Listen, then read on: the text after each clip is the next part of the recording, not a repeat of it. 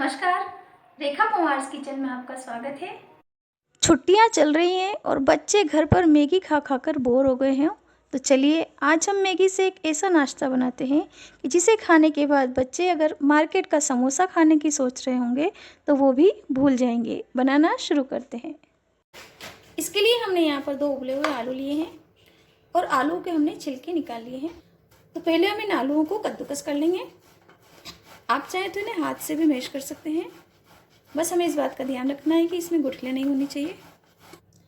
दोनों आलूओं को कद्दूकस करने के बाद हम इसमें एक बारीक कटा हुआ प्याज डाल देंगे, 2 हरी मिर्ची बारीक कटी हुई, आधी छोटी चम्मच भुना हुआ जीरा, 1 चुटकी हींग, बारीक कटा हुआ धनिया।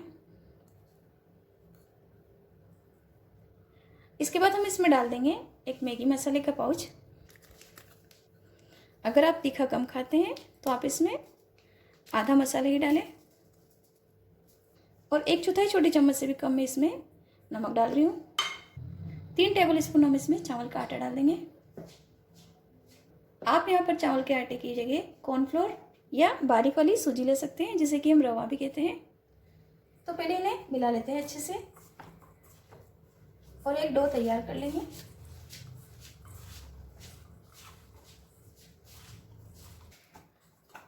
तो इस तरीके से हमने इसका डो तैयार कर लिया है। तो अब हम एक पैकेट मैगी नूडल्स का लेंगे और बेलन से प्रेस करते इस तरीके से इसके टुकड़े कर लेंगे।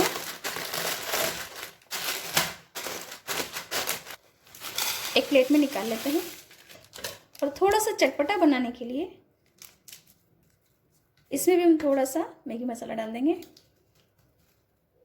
अच्छे से मसाले को मैगी में मिक्स कर लेंगे। इसके बाद एक प्लेट में हम कॉर्नफ्लोर ले लेंगे और इसमें थोड़ा थोड़ा पानी डालकर इसका घोल तैयार कर लेंगे।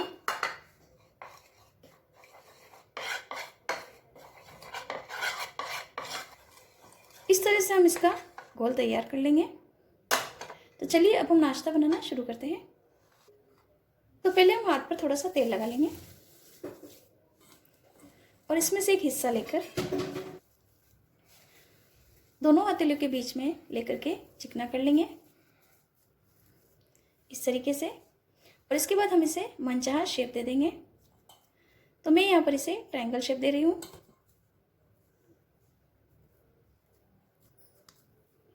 लेकिन आप अपनी पसंद से इसे कोई भी शेप दे सकते हैं। देखिए इस तरीके से।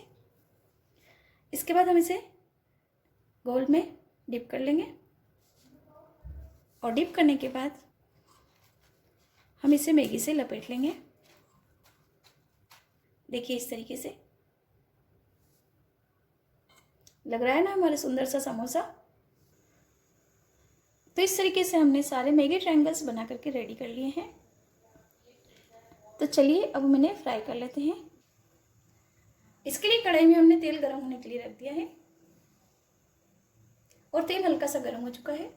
तो अब हम एक एक करके ट्रायंगल्स इसमें डाल देंगे और इन्हें फ्राई कर लेंगे। इन्हें तेल में डालने के बाद हम गैस की आंच मीडियम कर लेंगे और मीडियम फ्लेम पर ही हम इन्हें फ्राई करेंगे। और जब इनका कलर एक तरफ से चेंज होने लगे तब हम इन्हें पलट लेंगे।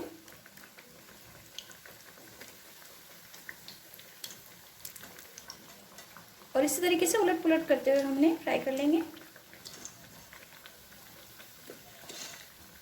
तो आप देखिए कुछ ही देर में इनका कलर हल्का सा चेंज हो गया है और ये अच्छे से फ्राई हो चुके हैं।